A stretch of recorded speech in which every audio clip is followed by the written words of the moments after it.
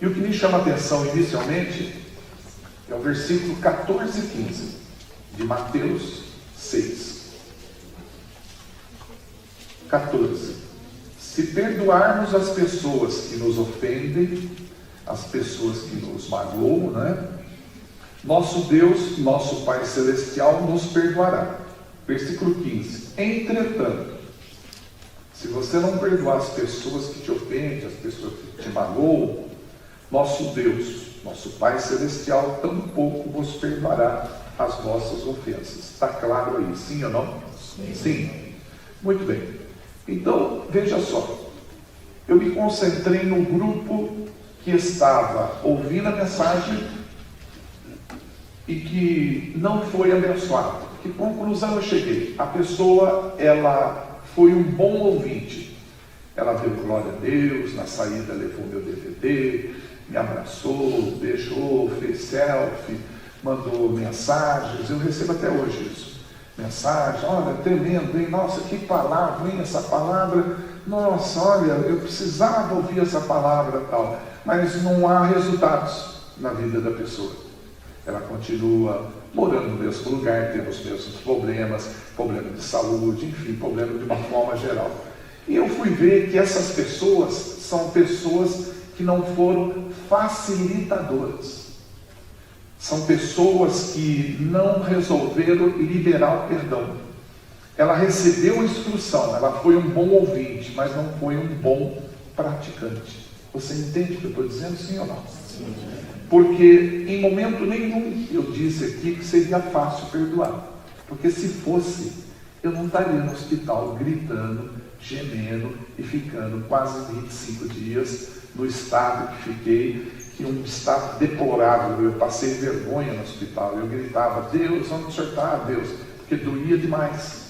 A única posição mais confortante era ficar quase que no chão. Quando eu peço que você abrir Marcos 11, Jesus aqui ele ensina sobre o poder da oração da fé. E ele fala que a falta de perdão retarda as respostas às orações. Está no versículo 25. Veja aí o que diz. Mas quando estiveres orando,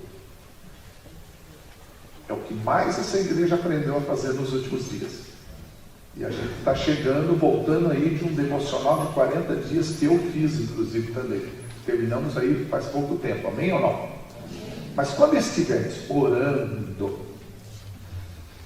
se tiveres algum ressentimento contra alguma pessoa, perdoai-a, para que igualmente vosso Pai Celestial vos perdoe as vossas ofensas. Amém ou não? Abra agora Mateus 18, fazendo favor. É difícil perdoar? Ninguém está dizendo aqui que é fácil. Porém, veja só. Várias pessoas subiram nesse púlpito e eu já estive aqui presenciando várias delas. Já vi pessoas entregando chaves de todo tipo aqui, no sentido de que você poderia ter paz no seu lar, você poderia ter uma série de coisas, entregou praticamente quase que um chaveiro completo para você poder abrir várias portas para diferentes. Mas eu percebi que para liberar perdão, você tem em mãos uma única chave que abre todas as portas, que é o perdão.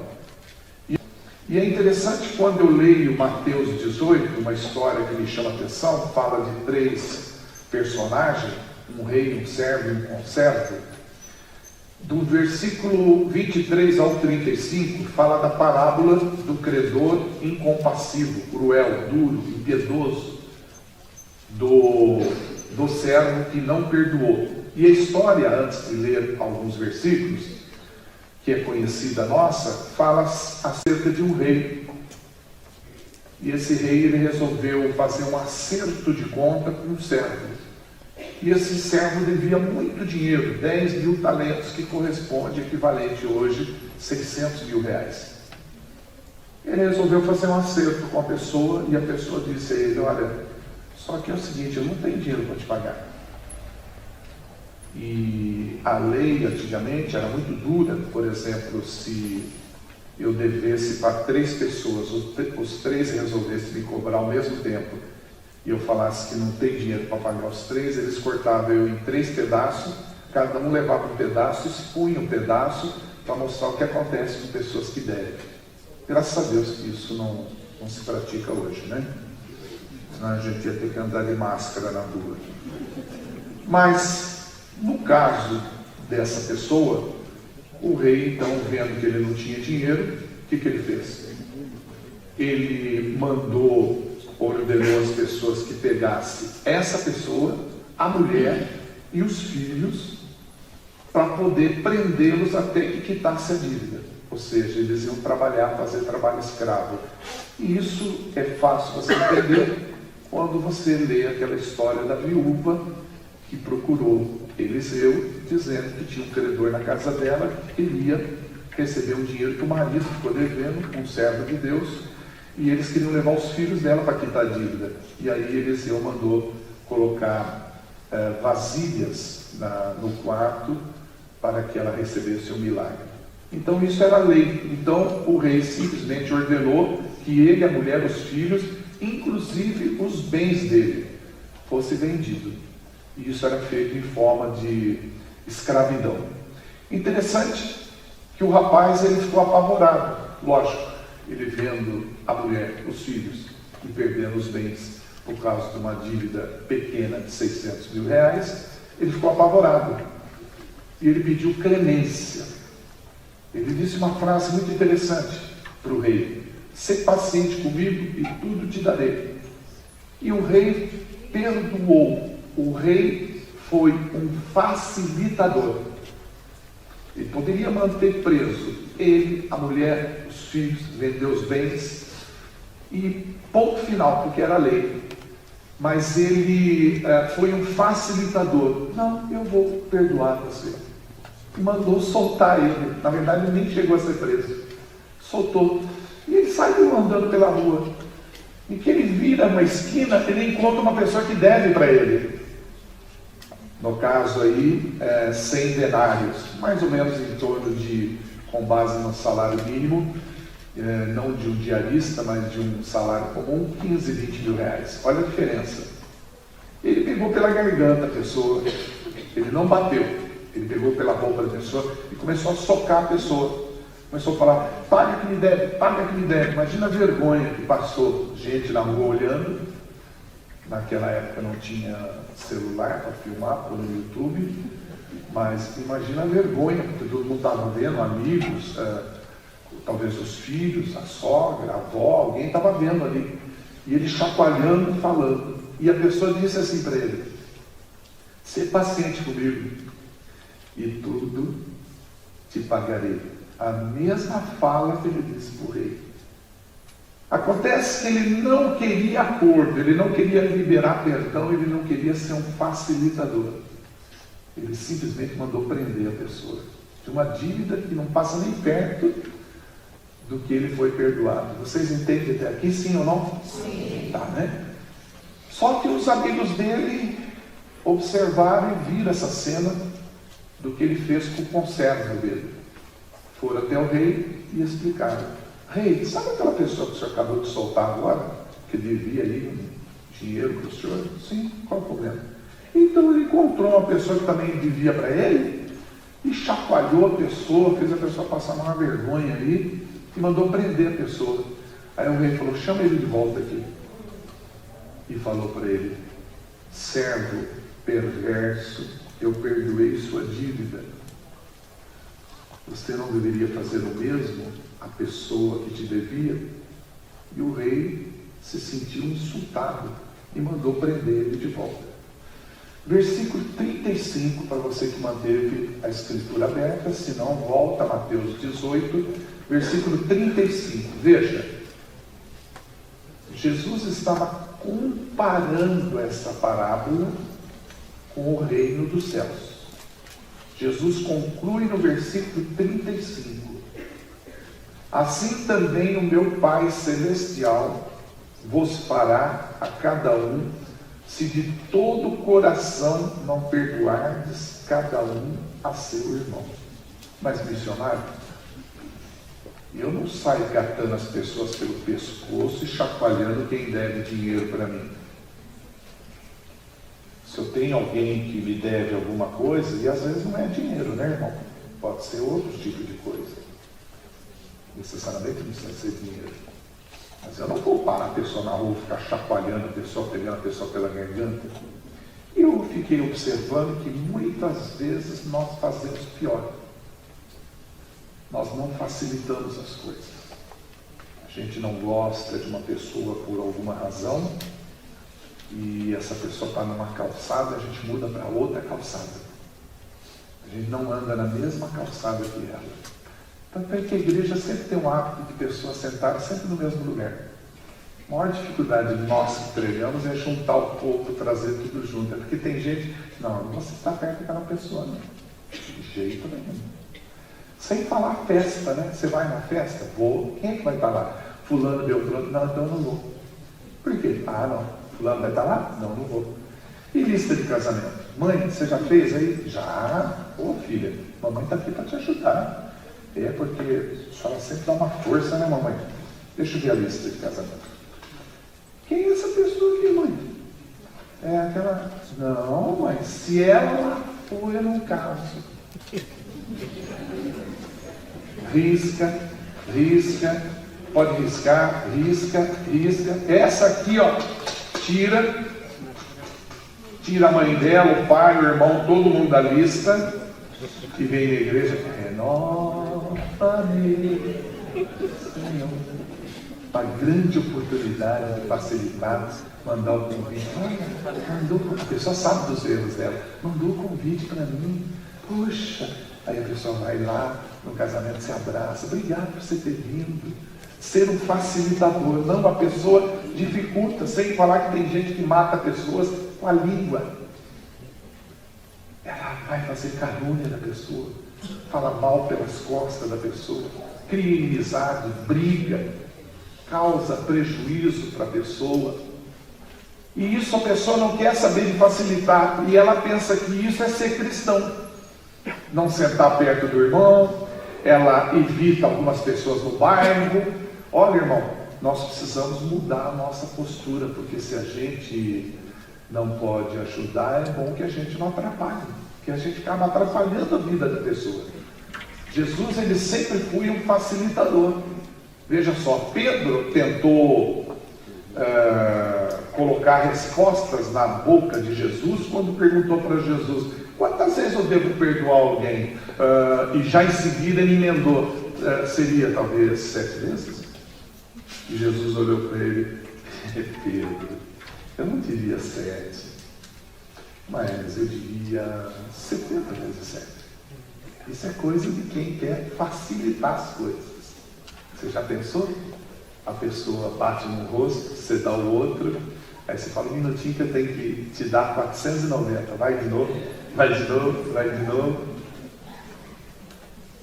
Mas a gente muitas vezes está cheio de ódio, e eu fico assim muito triste, porque são pessoas de todo tipo de idade que nos escrevem dizendo: olha, missionário, você não poderia, olha, é um absurdo isso, irmão, me ensinar a fazer outra coisa desde que não seja o perdão, porque eu não vou fazer isso com meu pai, eu não vou fazer isso com fulano, com meu filho, às vezes nos escreve.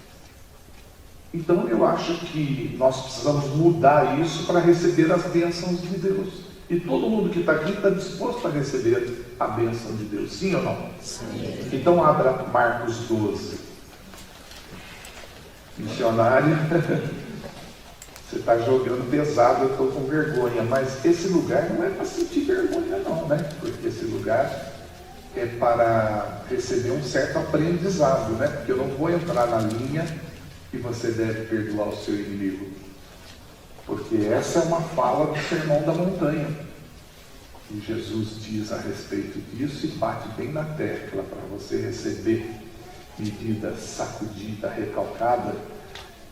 Não é relacionado a dinheiro, está falando no versículo 27 sobre a postura de perdoar o inimigo. Texto e contexto diz, é isso que está falando. Amém ou não? Amém. Quando a Bíblia diz buscar em primeiro lugar o reino de Deus e a sua justiça, não é que Deus vai te dar todas as coisas. Ele vai te dar essas coisas, e antecede o texto, é comer, beber, vestir. E comer, beber, vestir a gente tem. A gente, na verdade, tem tudo, né? Mas é que tem gente que ainda tem ideia que quando vir a morrer, ele vai para o cemitério com um caminhão de mudança e levar um monte de coisa para lá. Não vai. Pensa bem, você passar por essa terra, você conhecer a Jesus e ter quase certeza absoluta, não estou aqui julgando ninguém, certeza absoluta, nossa, eu tenho certeza que eu sou salvo.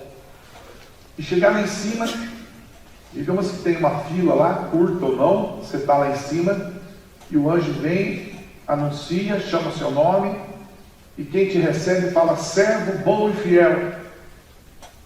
E você vira para trás e estão falando com outra pessoa, não estão falando contigo. E você cria confusão, porque tem gente que gosta de criar confusão embaixo e em cima. Chega lá em cima, que é isso aí? Eu falava no teu nome, sei. E? Eu profetizava no teu nome, e? Não te conheço, aparta de mim, não conheço você. É triste isso.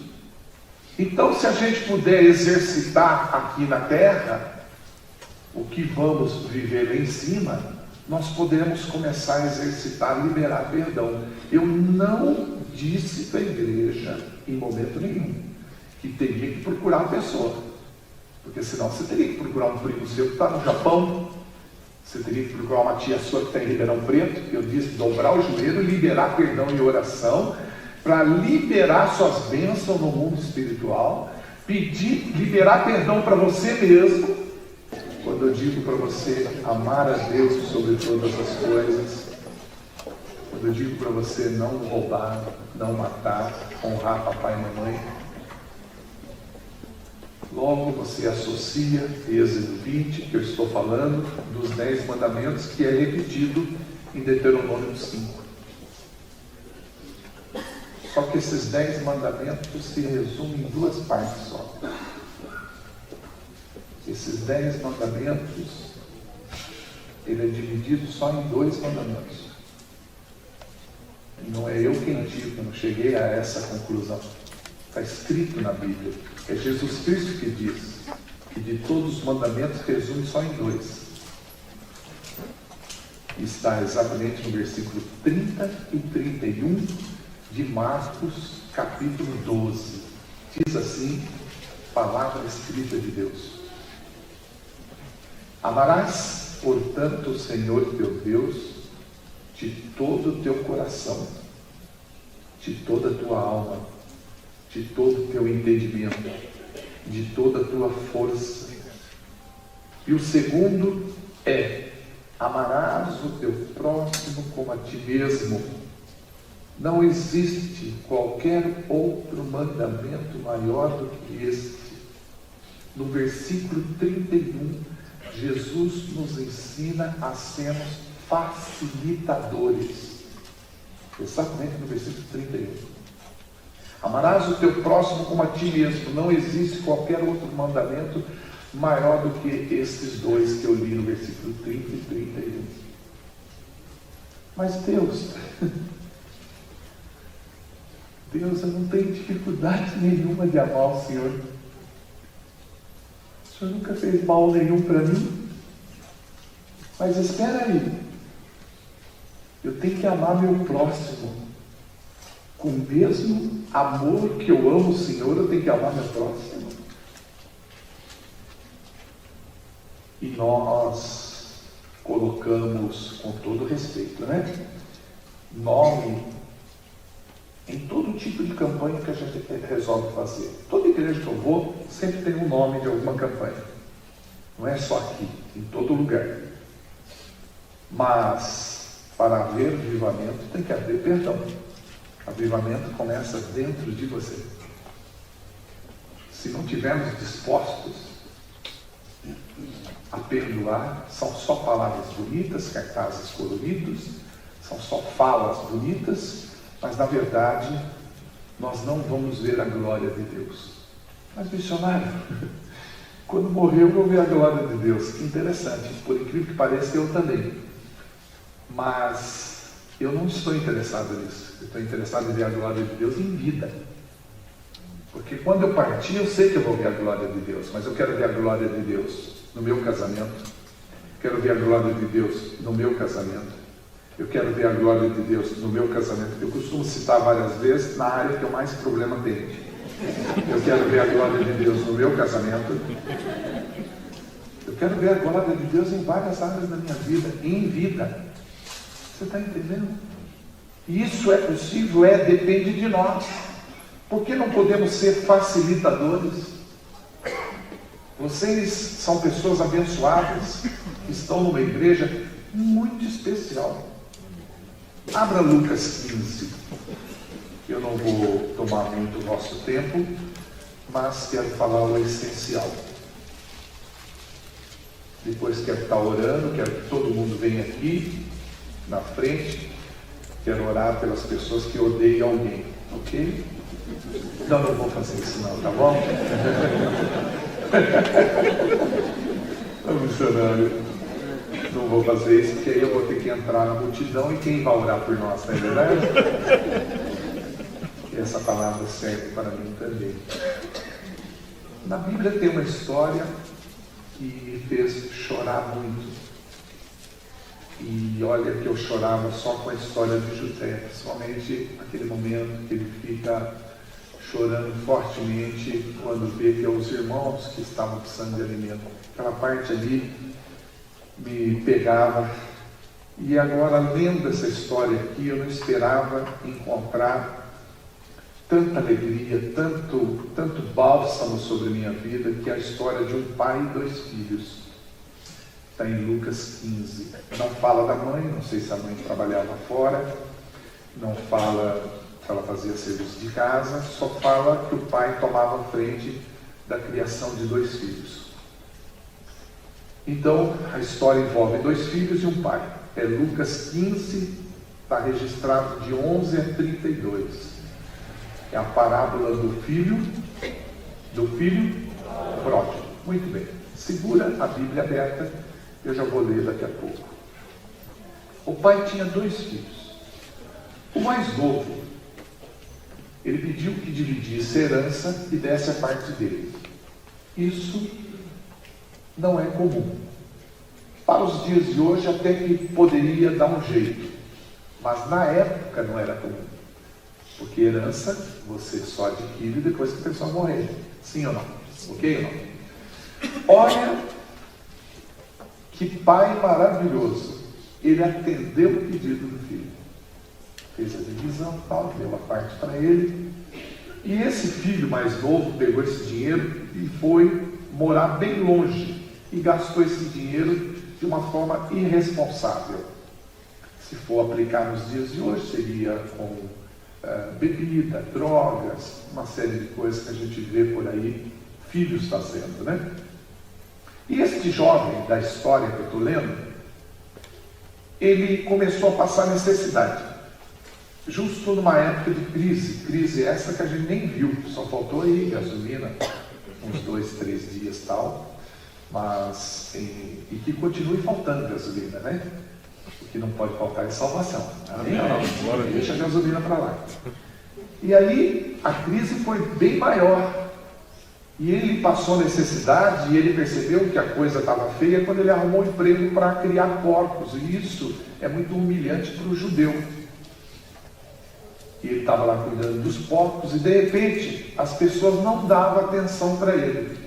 E bateu uma fome. Não sei se isso acontece com você, comigo acontece de hora em hora. E aí, eu estou até preocupado se a camisa está aberta, porque eu estou engordando tanto, porque esses dias eu me deparei comendo bastante, e eu estava lendo o versículo, que o problema não é o que entra na boca, é o que sai. E eu estava enfiando coisa para dentro. E depois aí eu fui entender que era gula, mas aí eu já tinha comido. E o rapaz da história, voltando, criando porcos, deu fome, e antigamente não se dava lavagem para os porcos, dava uma vargem, ela é preta, curva, desse tamanho, chamava alfarroba. E ele sentiu vontade de comer essa alfarroba. Ela não é ruim, ela é docinha. Você vai a Israel, tem no chão, cai de monte. Eu já peguei uma na mão sem precisar ir em Israel, né? Ia fazer viagem até lá, gastar uma fortuna para pegar uma alfarroba. Pedi para um amigo meu trazer. E ela é cheirosa, ela é perfumada, ela é doce. E esse filho sentiu vontade de comer alfarroba. Aí quando ele foi comer, ele lembrou, mas espera um pouquinho. Os empregados que trabalham com meu pai têm uma fartura tremenda lá. Lanche do McDonald's, esfirra do Habib's, tem de tudo lá. E eu aqui comendo alfarroba, pensa bem, trazendo para os dias de hoje, como é gostoso, né? Aqueles lanches promocional, um de cada. Então, ele falou, não, está errado isso aí. Ele tomou uma atitude corajosa. Ele falou assim, eu vou lá encontrar com meu pai.